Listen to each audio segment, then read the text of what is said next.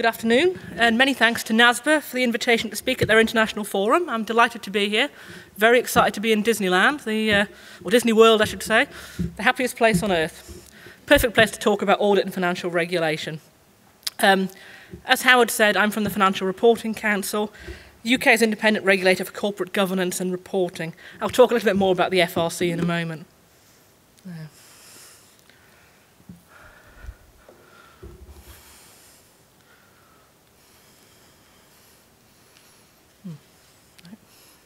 Oh. Perfect. Got there in the end. Well, when NASBA asked me to come and talk about financial reporting and audit regulation internationally, I thought, well, that's a pretty huge subject and, so much to cover. I could be here for days. We're thankful to know I'm not going to be here for days. I'm not planning on doing that at all, especially as I'm conscious that quite a lot of the material that I could talk about has probably been discussed previously during the conference. So instead, I'm going to give a broad overview of the international position. I'm then going to move on to some of the bigger questions currently facing regulators and the profession more generally. And you'll see from the slide the main subjects I plan to cover. I'll talk first about the way standards and regulations are set, and I'll talk a bit about how they're enforced. I will mention the US position as I go along, but I'm conscious that a lot of the people here are going to know far more about the US regulatory position than I do. So my focus will be on what's happening elsewhere. Inevitably, I will spend a bit of time talking about the UK. That's partly because that's what I'm familiar with, but it's also because it's the largest capital market outside of the US and has one of the more developed systems of audit and financial regulation. I'm going to move on to the criticisms which have been levelled against the status quo, the extent to which those criticisms may or may not be fair, and the implication for accountants and auditors going forward. And again, I would like this to be interactive, so if people do have questions or comments at the end, very, very happy to take them. I'm not planning on going on for the full hour, so hopefully we'll have a bit of time for questions at the end. So, firstly, what do we mean when we talk about financial and auditing regulation? Well, there's two main strands. There's a setting of standards and regulations for companies and auditors to follow, and then there's the enforcement of those rules, which involves a number of activities. For example, oversight, by which we typically mean independent regulation of the day-to-day regulatory work by professional bodies and by others. Monitoring, i.e. direct independent reviews or inspections of companies' accounts or the work of auditors. And ultimately, if things go wrong, a disciplinary function to look into allegations of misconduct and to sanction accordingly.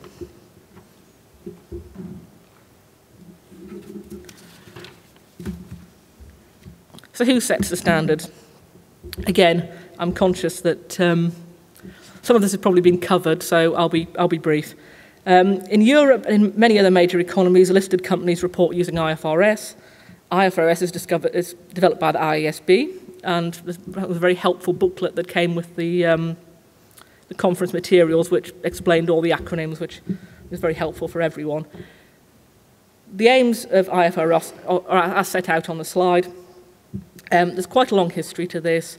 We've had tentative moves towards convergence in national reporting standards back in the 60s. It wasn't until the 90s or so that the real push towards convergence began, and an important milestone was in 2002 EU regulation on this. We found places like Canada, Australia, Singapore have adopted IFRS or apply national standards which are based on IFRS and may have slight national variants. I think, as you all know and has been discussed earlier, it's not all plain sailing. There has been something of a snag in the move to convergence with the SEC's announcement a few months ago. So we have no agreed timetable for convergence with the US, and I think it remains to be seen what will happen in the longer term.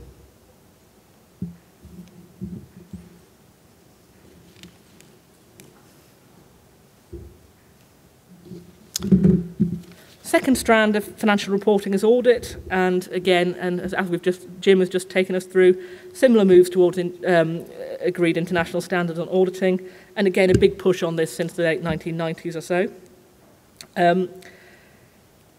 As Jim has just told us, over 80 countries have now adopted ISAs or national variants. Again, the US stands a bit apart from this, with both PCAOB and AICPA setting their standards separately. However, and again, as Jim has said, there has been close working by US and IAASB standard setters in recent years. and in reality, there probably aren't immense difference between the standards now. I will mention the national standard setters because they haven't disappeared. Their focus is as set out on the slide. They feed into international standard developments, they respond to consultations, address local issues, and in some cases they still set reporting and auditing standards for unlisted companies. Who enforces the rules? Well, much standard setting, as we've seen, is now done on an international basis, but enforcement remains a matter for national authorities. Over the last 10 to 15 years, I think many countries have seen a shift in the way that auditing standards and ethical standards in particular are enforced. Professional bodies have far less responsibility when it comes to the regulation of their members, especially when it comes to larger listed companies and other public interest matters. There have been a number of reasons for this shift, but I think one of the most important was the fallout from Enron and the subsequent collapse of Arthur Andersen. Even countries which had not suffered an audit failure of this magnitude were affected by the collapse of Andersen because the local firm disappeared in fairly short order.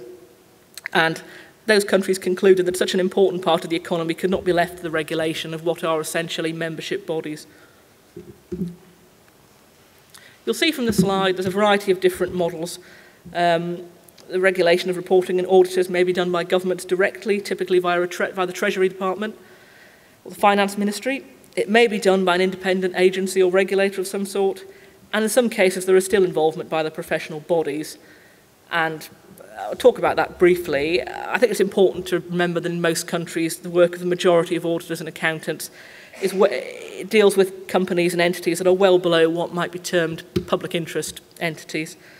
And the approach taken in the UK, for example, is that professional bodies are actually often best placed to regulate their members in respect of this sort of non-public interest work, with appropriate safeguards and oversight in place, of course. I think Philip's going to talk a bit about the European proposals later, and there are movements certainly coming out of that to reduce the current role of the professional bodies, in Europe at least, further than currently. I did say I would talk a little bit about the FRC. It's quite a good example, I think, of how financial reporting and audit regulation works in other territories in practice. It's actually quite a good example because we're responsible both for standard setting and enforcement for financial reporting and for auditing. We're an independent regulator. What do we mean by independent? Well, we're independent from the profession. We're also largely independent from government. Effectively, we're a private, not-for-profit company. It's primarily funded by market participants. But we do have some statutory powers which the government has delegated to us, and we do, of course, work closely with the government of the day. There are governance arrangements in place to prevent regulator capture by those whom we regulate, and also to ensure sufficient representation of non-accountants on our board and on our key committees. We've got a wide range of responsibilities, which I've got in the slide pack there. We set auditing, accounting, actuarial and ethical standards for the UK, and again feed into international standard setting where appropriate. We're responsible for the UK Corporate Governance Code, which is the code followed by all UK listed companies on a comply or explain basis.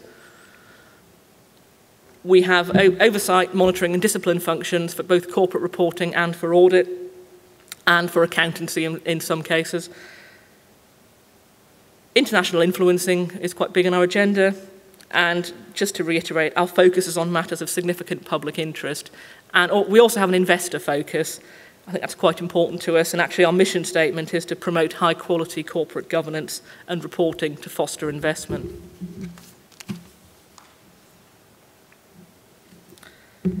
As I mentioned earlier, international joining up of what we might call conduct of business activities conduct of business regulatory activities is much more difficult than when it comes to standard setting. National regulators have to act according to national laws and ultimately then answerable to national governments. This does create challenges in a world of global companies and capital flows. I think Anton might have touched on these issues earlier. There have been particular difficulties in agreeing a way forward between US regulators and some European countries on audit inspections in particular, largely due to concerns around confidentiality, data protection, those sort of issues. There has been some headway made, and, for example, the FRC and the PCOB do now conduct some joint audit inspections. international organisations such as IFIAR, which should actually read the International Forum of Independent Audit Regulators, I'm not quite sure where federation came from, apologies for that, they provide an opportunity for us to share findings, swap tips, and general cooperation and knowledge sharing, which is clearly very important in this increasingly globalised world.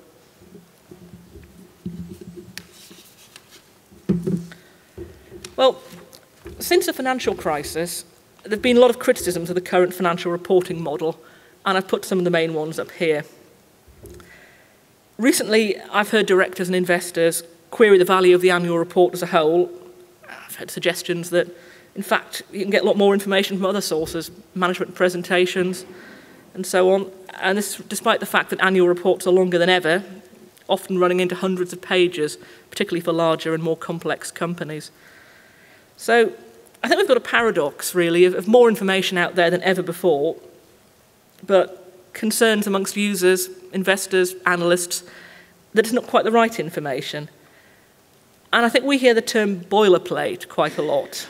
And I think investors want more detail, and at the same time companies are nervous of revealing sensitive information and possibly leaving directors open to criticism or even litigation.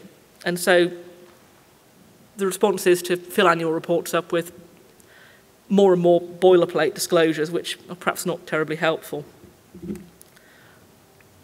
I talked about IFRS earlier, and I know that there's been previous discussions around it. Just to reiterate that, although it hasn't been embedded that long, we are hearing criticisms of it in the UK and in Europe, and it's being compared negatively to old national accounting standards. I think quite a lot of this is probably nostalgia for something that perhaps never quite existed in the form that is being described. But the fact that there is so much noise on this, I think, reflects wider disquiet. And then finally, and just picking up from what Jim was saying earlier, the audit report itself, it's barely changed in 100 years, despite the fact that audit itself has changed out of all recognition. I think there are questions as to whether the pass-fail model is still appropriate. So, what's been the response from government and regulators to these criticisms? Well, we've seen a lot more activity in this area than we have done for quite a long time, and I've highlighted on the slide some of the recent consultations, reports and inquiries. Quite a lot of activity from the PCAOB with these concept releases on some of the key issues. In the UK, we have seen 2 reports, one from the Treasury Select Committee and more recently one from the House of Lords. And in the European Union, of course, a green paper on audit and quite subsequent far-reaching proposals. I think before I come on to that, I will just say that the House of Lords and the European Union in particular have been quite critical of the role of the auditor in the financial crisis. And this has come along, perhaps 2 or 3 years after the crisis first hit. And certainly back in 2008, 2009, I heard people say, oh, auditors have had a good crisis. Maybe not so much now. And we're hearing this phrase a lot, the dog that didn't bark. And that's been linked in a lot to concerns about market structure, Big Four domination, or what's seen as Big Four domination, and perceived influence of the large firms on governments and policymakers. I know Philip's going to talk about the European position later on today, but I have just highlighted on this slide some of the European Union proposals because they are quite far-reaching, I think. Probably the most radical to emerge from any of the inquiries and consultations so far. So we've got compulsory auditor rotation, the largest auditors to become audit-only firms, and that would apply to anyone within that network. Prohibition on non-audit services to audit clients, reduced role for professional bodies in audit regulation, additional information in the audit report, and stricter rules for the oversight and appointment of auditors by audit committees. Now, clearly, if all of these were enacted, it would have a huge impact on the profession globally. But in reality, some of them, such as the requirement for auditors to become audit-only firms, are probably quite unlikely to make it onto the statute book. But nevertheless, it shows the strength of feeling in some parts of Europe on this subject. Common themes. It's clear that common themes are emerging from the work being done by governments and regulators around the world, and I've highlighted 2 which I think have been picked up constantly, which are the reporting model and concerns around professional scepticism, which I'll pick up again in a moment.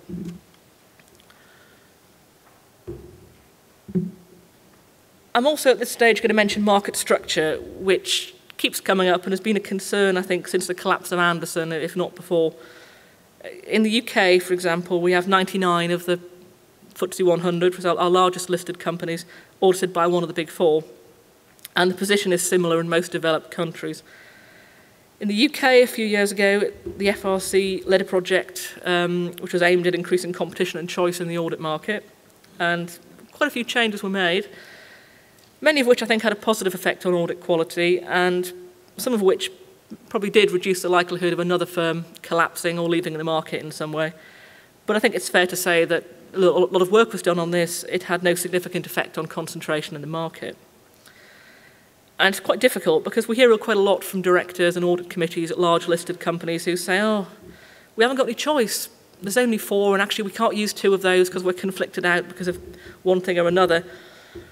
But at the same, they're reluctant to appoint non-Big Four auditors because they're concerned about how that might be perceived by investors, lenders, others.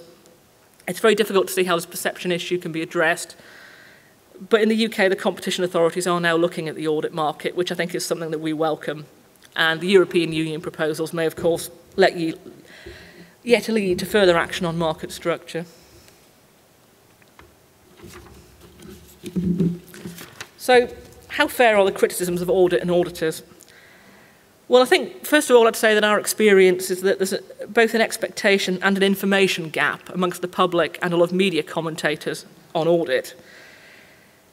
There seems to be a wish to turn audit into some sort of forward-looking confirmation. If your company has a clean audit report, then that should be a guarantee it will not fail in the next X period of time. Well, clearly, it's not possible, it's not reasonable, and I think it's quite unlikely that we'll ever end up with a situation like that. That said, as I mentioned earlier, a lot of questions being asked about the role of the auditors in the financial crisis with regard to the clean audit signed out on banks and so on, and whether the auditor was in fact a dog that didn't bark. I've put up some examples here of commonly noted matters around the world. This comes from an IFER meeting we had earlier this year. And it is notable that common themes are emerging. We've got professional scepticism again, group audits. You can read the slides. Testing of internal controls, audit quality to partner remuneration, perhaps not the linkage there that you might like to see. Auditor independence, perennial favourite, and applying the ISAs. I think of all of these, perhaps professional scepticism is actually the most important. I think this really goes to the heart of what an auditor should be doing. And I think we do see cases all over the world where auditors have been far too quick to accept management representations, and they fail to provide sufficient challenge.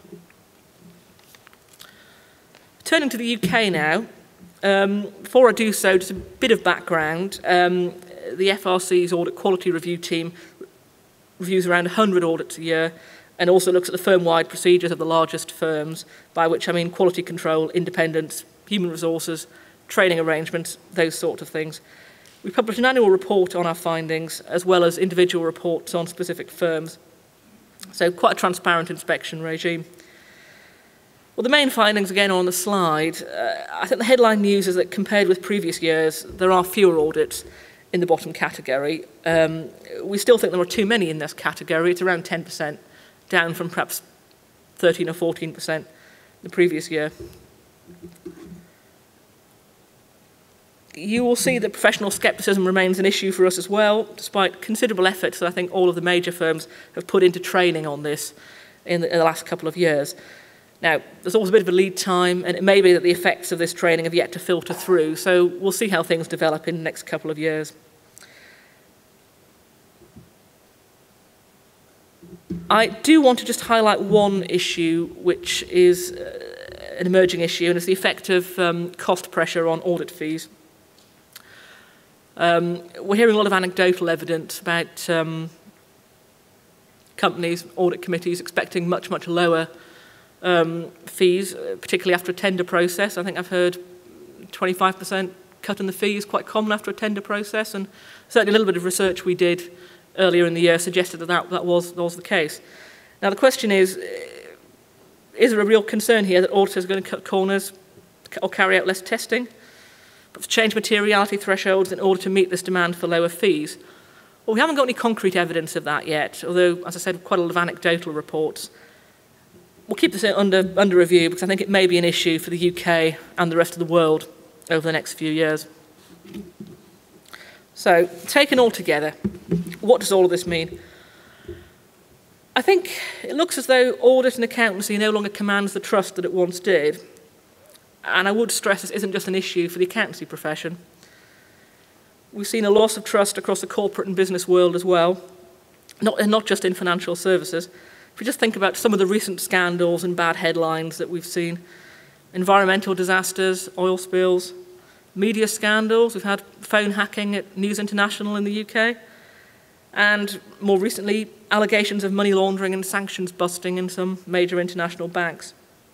So it's not just the accountants and auditors who are feeling the brunt of this. That said, I think there is a real impetus now to make legislative and regulatory changes to the audit world, and more of a one than there has been for quite a long time, probably since Enron. I think the specific action that we'll see will manifest itself slightly differently in different jurisdictions, but across the developed world as a whole, I think auditors can expect to see changes to the following. The reporting model. I think there will be an expectation on auditors to provide more information and or perhaps greater levels of assurance. I think we'll see stricter independence rules around the world. Now, the US already has very strict rules, of course, and the rest of the world is now catching up. I think it's fair to say that there's very little evidence that the provision of non-audit services to audit clients was actually a factor in the financial crisis, but it comes up time and time again, and I think that it no longer passes what you might call the smell test. Finally, I think we will see some sort of action on market structure, and the exact form that takes is unclear, but I do think change is coming. So, I'm going to finish now on some wider questions. Firstly, do auditors and accountants have appropriate regard for the public interest? Or are they increasingly commercial organisations with a focus on the bottom line and perhaps not much else? I think changing behaviour is very difficult. You can have all sorts of regulatory action to introduce new systems, controls, monitoring, but in themselves they're not going to fix behaviour. So we need to ask ourselves, are the right incentives in place for auditors and accountants to act properly? Are they encouraged to consider ethical issues and to speak up if necessary on an ongoing basis? And is this really right from day one of their training? Because it should be. These are quite important questions, and they're ones which the profession as a whole needs to get to grips with if it's going to be effective in a changing world. I think people have talked about the typical defensiveness of auditors, and it's natural when you're feeling under attack to feel defensive, but I think that position really no longer is sufficient, and firms and the profession as a whole really need to take active steps to promote the value of audit. Thank you very much. Thank you.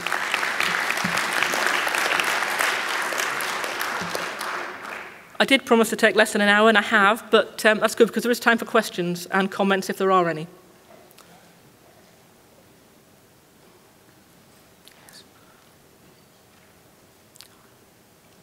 Yes, thank you very much. I wonder if you could expand a bit on the deficiencies in the threats and safeguards approach to professional ethics.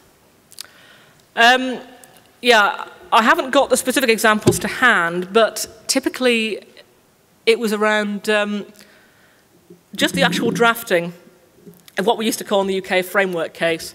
So you set out what the threats are, then you set out what the safeguards are to address it.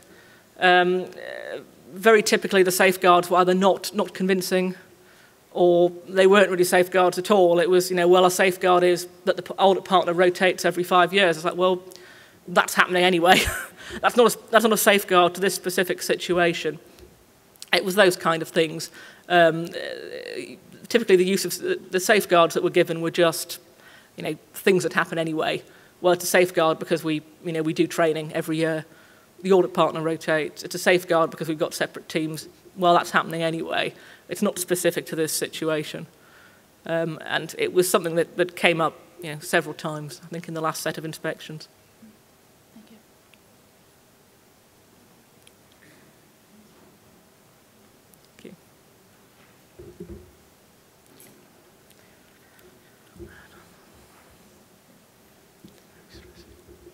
Thanks, Susan. I'm Kevin Dancy from the CICA. Hi. And in a prior life, I ran PwC in Canada, so we have something in common. We both used to work for the same firm, or global network, I should say. Same network, yeah.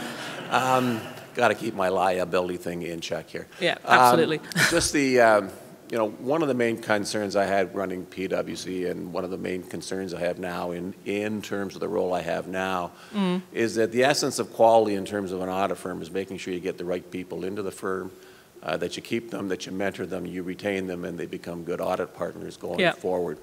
And one of the concerns I hear from the firms today a lot is the difficulty in terms of not necessarily attracting people, but convincing people to become good long-term audit partners, given the degree of regulation and given the, just the burden that is on them. And I'm just wondering, in terms of the FRC in the UK, as you look at the firms in the UK, is this an issue you're concerned about there in terms of the quality of the people that are in the pipeline who will go and become audit partners? Because in the end, it really doesn't matter what kind of rules or regulations or oversight you have. If you don't have quality people in the pipeline to become audit partners, the firms will inevitably fail. Yeah. Thank you. No, I agree. It's absolutely crucial to have the right people and have the right people in from day one. I don't think this has particularly been an issue as yet in the UK. I mean, I'm not... it hasn't been raised. I mean, certainly the partner profit share, most of the large firms, is very, very high. I mean, you're going to make a very good living out of it.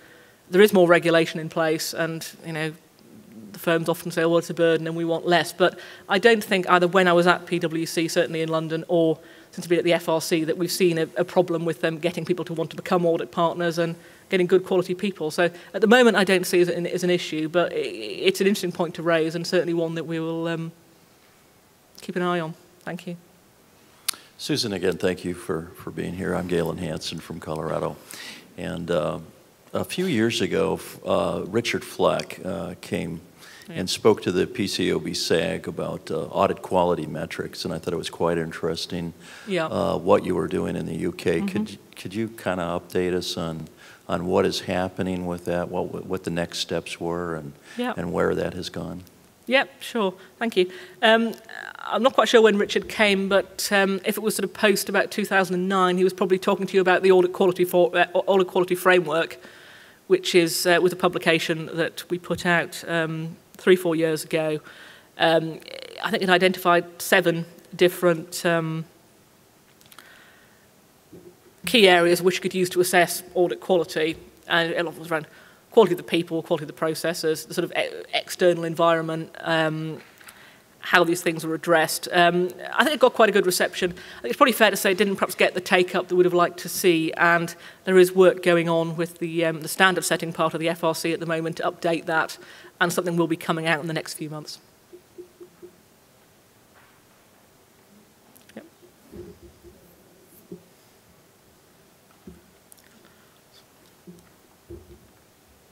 Hi, this is really quite a simple question. Well, it's probably a complex question.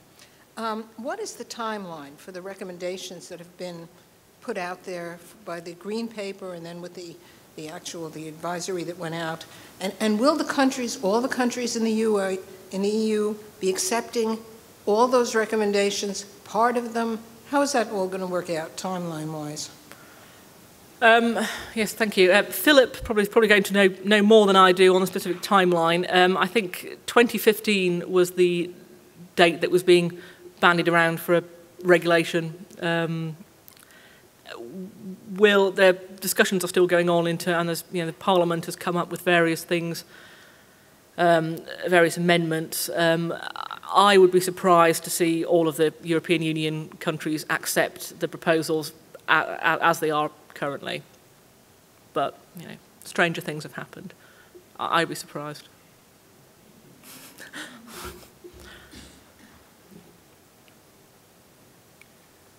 Any others? Yep. My name's Ruben Davila. I'm from the state of California. Hi. One of the things that I think is interesting is kind of just understanding context. And we had talked about the idea that the U.S. is a litigious society and maybe our rules are written that way. I was hoping you'd help us kind of understand what's driving kind of the changes in the expectations for the audit profession in the UK. Is it a response, or is the auditing profession taking a leadership role in this? So understanding the context in which these expectations are changing over time. Yeah. So, sorry, your question is. Sorry, could you just repeat the question? I didn't quite. Sorry about that. I'm right. just probably my fault. One of the things I do is I teach at a university, and we try to get our students to understand context and the situation. And as from a U.S. standpoint, we kind of understand what's driving change here. For example, the PCAOB was driven by companies like Enron and the frauds that came out of that. Absolutely, yeah. So we've got changes in the UK and the European Union, and maybe they're driven by the financial, global financial situation. So I'm just wondering if you could give context and why these changes are happening. Got you. Thank you. I think the context is a financial crisis. In the UK in particular, we saw quite a few banks fail, have to be bailed out. I think all of those banks, I think as I mentioned, had received clean audit reports, often very close to the point at which they actually start to run into problems. So I think that's been the driver, certainly in the UK. I think the financial crisis has also been the driver in Europe, and I think again, there have been concerns about that the firms are too large, that the firms themselves might be too big to fail, and that I think, as I mentioned, concern about perhaps their domination of the market and their influence in government and on policymakers. So I think it's against that background that we've had a bit of a pushback against the profession.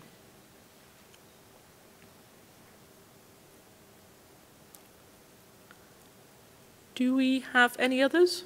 Or possibly an early coffee break, I think, Howard, maybe?